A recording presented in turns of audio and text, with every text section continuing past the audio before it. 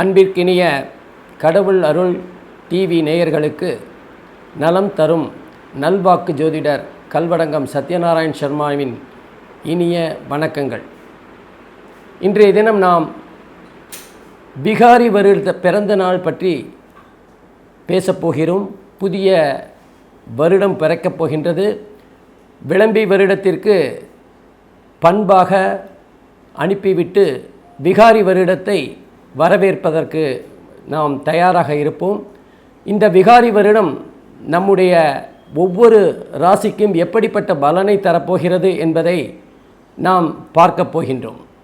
அதே நேரத்தில் இந்த பிகாரி வருடமானது வருகின்ற சித்திரை 1ஆம் தேதி ஞாயிற்றுக்கிழமை, அதாவது ஆங்கில தேதியின்படி 14/4/2019 ஏப்ரல் 14ஆம் தேதி மதியம் 2:25க்கு பிறக்கப் போகின்றது.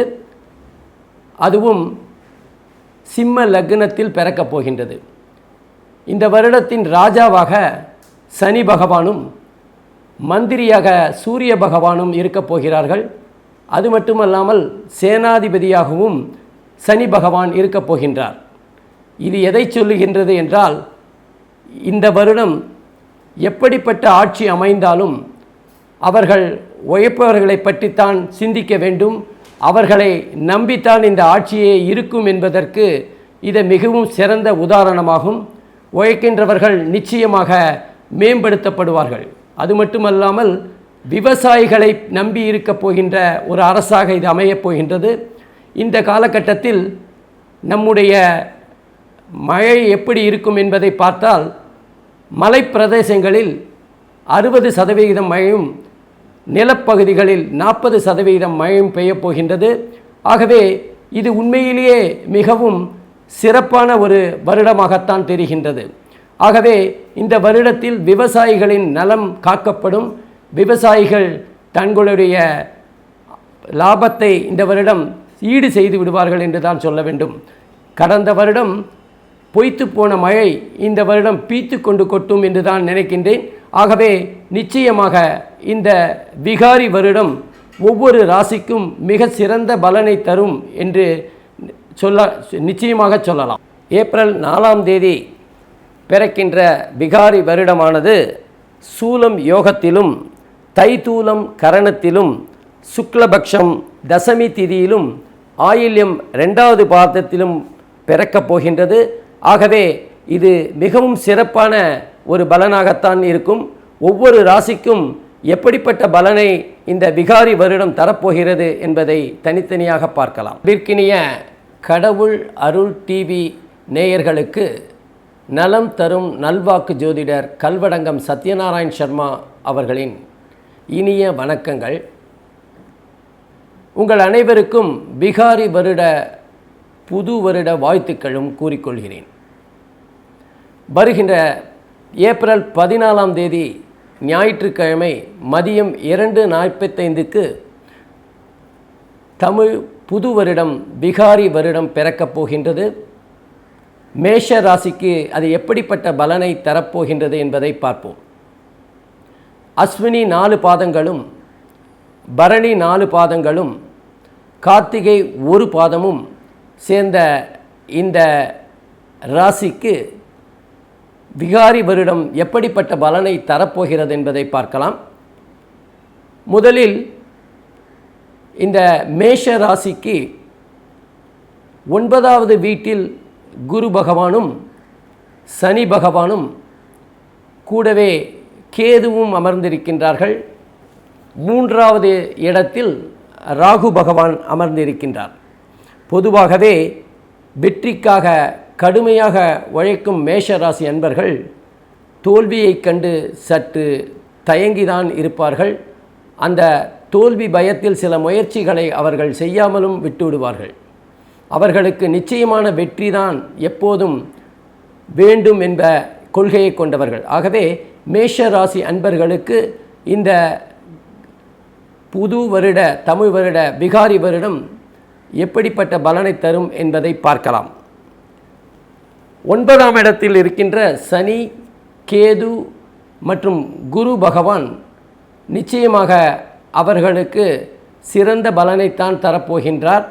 இந்த நேரத்தில் குரு பகவான் 9வது இடத்தில் இருக்கின்ற காரணத்தினால் பெண்களுக்கு புத்திர பாக்கியம் சற்று தள்ளி போகக்கூடிய வாய்ப்புகள் இருக்கின்றது. அதே நேரத்தில் உயர்கல்வி படிக்கின்றவர்களுக்கு இதுவரை இருந்து வந்த தடங்கல்கள் நீங்கும். 8ஆம் இடத்தில் 9ஆம் இடத்தில் இருக்கின்ற சனி பகவானால் சில தடங்கல்கள் இதுவரை இருந்து கொண்டிருக்கின்றது. ஓடிப்போனவனுக்கு 9ல் குரு என்று சொல்வார்கள். அதாவது ஒரு விஷயத்தில் தப்பிப்போவனுக்கு 9ல் குரு இருக்க வேண்டும், அதே நேரத்தில் மாட்டிக்கொள்வதற்கு 9ல் சனி இருக்க வேண்டும் என்று சொல்வார்கள்.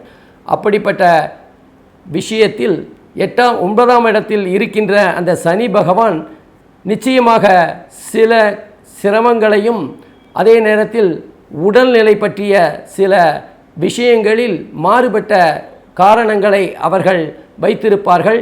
ஆகவே அந்த சனி பகவான் செய்து கொண்டிருந்த சில அசுப பலன்களை இந்த குரு பகவான் நிச்சயமாக சரி செய்து விடுவார். அது மட்டுமல்லாமல் மேல் படிப்பு படிக்கின்ற பலருக்கும், அதாவது உயர்கல்வி பற்றிய சிந்தனையில் இருக்கின்ற பலருக்கும் கேது பகவான் நிச்சயமாக தடங்கல்களையும் இடைஞ்சல்களையும் செய்து கொண்டிருப்பார். அப்படிப்பட்ட கேது பகவானை இந்த குரு தன்னுடைய பார்வையினால் நிச்சயமாக அதை முயற்சிக்கு தீவிரமாக இருந்தால் வெற்றி கிடைக்கக்கூடிய சூழ்நிலையை உருவாக்கி தருவார் என்று தான் சொல்லலாம். இந்த 9வது இடத்தில் இருக்கின்ற குருவானவர் சகல விதத்திலும் நன்மையை தரக்கூடியவர். ஆனால் அதே நேரத்தில் சனியும் கேதுவும் செய்கின்ற பல அசுப பலன்களை அவர் சரி செய்து விடுவார் என்று தான் சொல்ல வேண்டும். அது மட்டுமல்லாமல் மேஷ லக்னத்திற்கு, மேஷ ராசிக்கு 3வது இடத்தில் ராகு அமர்ந்திருக்கின்ற காரணத்தினாலும் கலை சம்பந்தமான சில விஷயங்களில் எதிர்பாராத முன்னேற்றமும் கலைஞர்களுக்கு மிகவும் அற்புதமான நேரமாகவும் அமையும். ஆனால் எப்போதும் போல ராகு பகவான் நிரந்தரமாக பலனை தரமாட்டார். முன்னும் பின்னும் ஏற்றமும் இறக்கமுமாக பல பலன்களை தருவார் என்று தான் சொல்லலாம். அந்த ராகு பகவானையும் குரு பகவான் பார்க்கின்ற காரணத்தினால் ராகுவினால் ஏற்படுகின்ற கெடுபலன்களையும் வெகுவாக குறைத்து விடுவார். ஆகவே இந்த மேஷ ராசிக்கு புத்தாண்டு பலன் என்பது சற்று கலப்படமான பலனாக இருந்தாலும் குருவின் தாக்கம் அதிகமாக இருக்கும் என்பதை நிச்சயமாக சொல்லலாம்.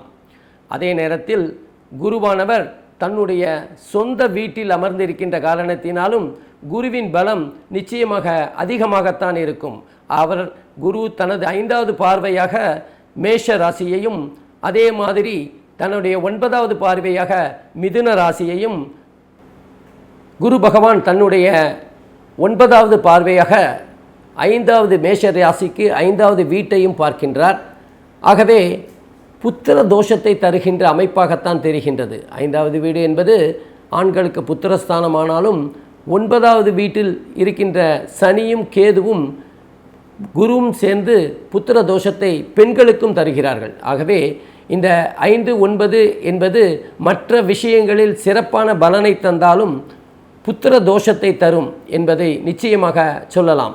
புத்திரகாரகன் புத்திர ஸ்தானத்திலேயே இருப்பது என்பது காரகோ பாவநாசம் என்கின்ற அமைப்பின் கீழ் வருவதால் நிச்சயமாக புத்திரர்களை எதிர்பார்த்து காத்திருக்கின்ற புதிய தம்பதிகளுக்கு நிச்சயம் அடுத்த வருடம்தான் அந்த வாய்ப்பு கிடைக்கும். அது மட்டுமல்லாமல் கேது பகவான் 9வது வீட்டில் இருக்கின்ற காரணத்தினால் உயர்கல்வியில் தடையையும் தந்தையாருடன் சில மனக்கசப்புகளையும் உருவாக்கி விடுவார். அவர் பல தடைகளை ஏற்படுத்தி விடுவார். குடும்பத்தில் சில குழப்பங்களை தருவார். ஆனாலும் குரு பகவான் கூடவே இருக்கின்ற காரணத்தினால் அந்த அனைத்து சிரமங்களும் சிக்கல்களும் கட்டுப்பாட்டுக்குள் இருக்கும். குரு பகவான் 9வது இடத்தில் இருக்கின்ற காரணத்தினால் குடும்பத்தில் இன்பமும் கூடும். ஆகவே குரு இருக்கின்ற காரணத்தினால் கேதுவின் பலாபலன்கள் சற்றே குறையத்தான் செய்யும். அதே நேரத்தில் 3வது வீட்டில் இருக்கின்ற ராகு வெளிநாட்டு வாய்ப்புகளை சில மேஷ ராசி அன்பர்களுக்கு தருவார். குறுகிய காலமாக வெளிநாடு சென்று வர வேண்டிய ஒரு வாய்ப்பை ஏற்படுத்தி கொடுப்பார். அது பிள்ளைகளை கவனித்து கொள்வதற்காகவோ அல்லது படிப்பதற்காகவோ அல்லது வேலைக்காகவோ சென்றாலும் அது குறுகிய கால அமைப்பாகத்தான் இருக்கும். ஆகவே அந்த ராகு பகவான் பண விஷயத்தில் அதிர்ஷ்டத்தையும் எதிர்பாராத வரவுகளையும் தருவார். மேலும் குரு பகவானின் 7வது பார்வையாக ராகுவை பார்க்கின்ற காரணத்தினாலும் அந்த ராகுவின் பலாபலன்கள் நிச்சயமாக கூடும்.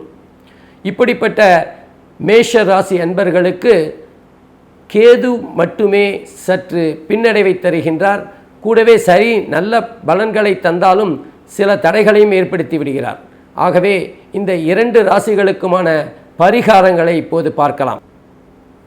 மேஷராசி அன்பர்களே, இந்த பிகாரி வருடம் உங்களுக்கு எப்படிப்பட்ட பலன்களை தருகின்றது என்று பார்த்தோம். அந்த பலன்களில் சனியின் பாதிப்பும் கேதுவின் பாதிப்பும் சற்று தூக்கலாக இருக்கின்ற காரணத்தினால் அவைகளுக்கு பரிகாரமாக செய்தால் நிச்சயமாக மேம்பட்ட நல்ல பலன்களை பெறலாம். உதாரணமாக கேது பகவானுக்காக விநாயகர் கோவிலுக்கு சென்று விநாயகருக்கு அர்ச்சனை செய்து ஒரு 7 வாரங்கள் அர்ச்சனை செய்து அந்த 7வது வாரம் விநாயகருக்கு ஏதாவது ஒரு நைவேத்தியத்தை செய்து அதை அங்கு வருகின்ற பக்தர்களுக்கு உங்கள் கையால் கொடுத்தீர்கள் என்றால் கேதுவினால் ஏற்பட்ட கல்வி தடை, தந்தையாருடன் மனக்கசப்பு போன்ற பல விஷயங்களில் நல்ல மாறுதல்களை தரும். அதே நேரத்தில் உங்களுடைய நட்சத்திரம் வருகின்ற ஒவ்வொரு மாதமும் யாராவது ஒரு பிச்சைக்காரர்களுக்கோ ஏழைகளுக்கோ அன்னதானம் செய்யலாம். அது மட்டும் இல்லாமல் சனி பகவானுக்காக நவக்கிரகத்தை சனிக்கிழமை அன்று 9 முறை சுற்றி வருவதும் நல்ல பரிகாரமாக அமையும். நன்றி, வணக்கம்.